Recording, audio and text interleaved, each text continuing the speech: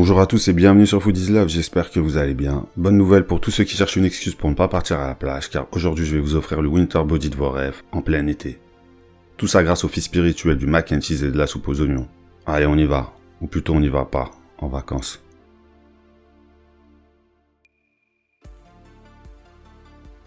Aujourd'hui on tâchera de gâcher les vacances d'une petite famille de 4 ou 5 personnes. On aura donc besoin d'environ 500 g d'oignons jaunes.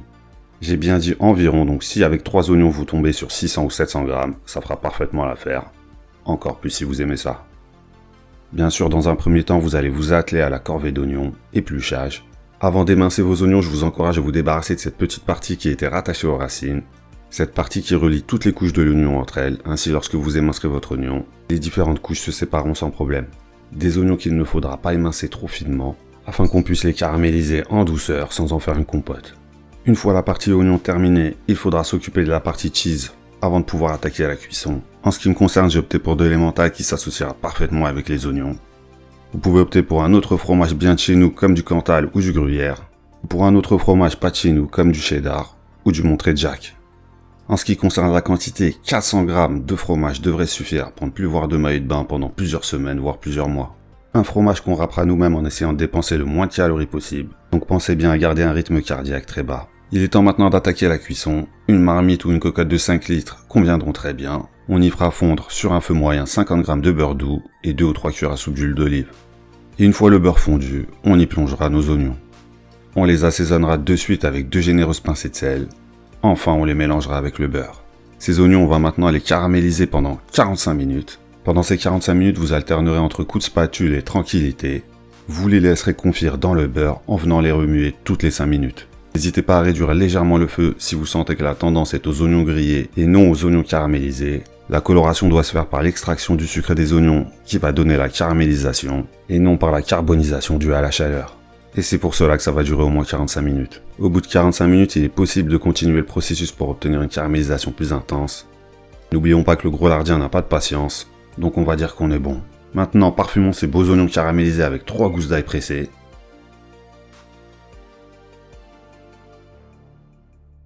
Un bon quart de cuillère à café de poivre moulu, et avec une cuillère à café de thym. On va mélanger et faire revenir tout ce beau monde dans le beurre pendant 3 minutes. Évidemment, à ce moment-là, attendez-vous à une bataille nasale épique.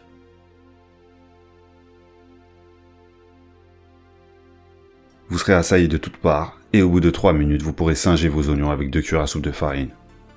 Vous mélangez jusqu'à ce que le beurre incorpore la farine. Et lorsque vous sentirez une petite odeur de farine grillée, vous pourrez y mouiller avec 50 cl de bouillon. Bœuf, volaille ou légumes, peu importe, du moment que vous l'aimez.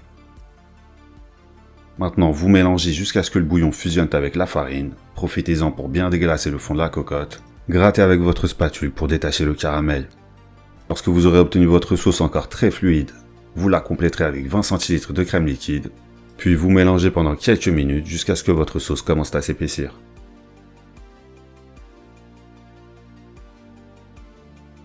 Une fois que vous aurez obtenu cette texture parfaite, vous pourrez y plonger les pâtes que vous venez de cuire. Une fois n'est pas coutume, pour faire des macaronis au fromage, j'ai opté pour des macaronis que j'ai fait cuire al dente.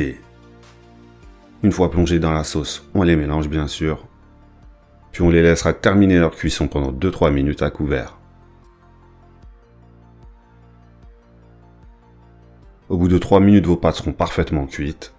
Il ne vous restera plus qu'à ajouter le fromage, le mélanger bien sûr, et couper le feu.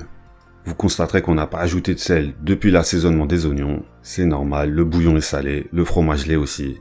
Inutile d'en rajouter, pas besoin d'hypertension pour esquiver la plage. Évidemment, tout ça c'est de la plaisanterie. Ce type de plat est à consommer avec modération et occasionnellement, et surtout associé à un régime équilibré le reste du temps. Sauf au gros Larland bien sûr. Alors venez tous chez moi pour passer du bon temps. Ciao.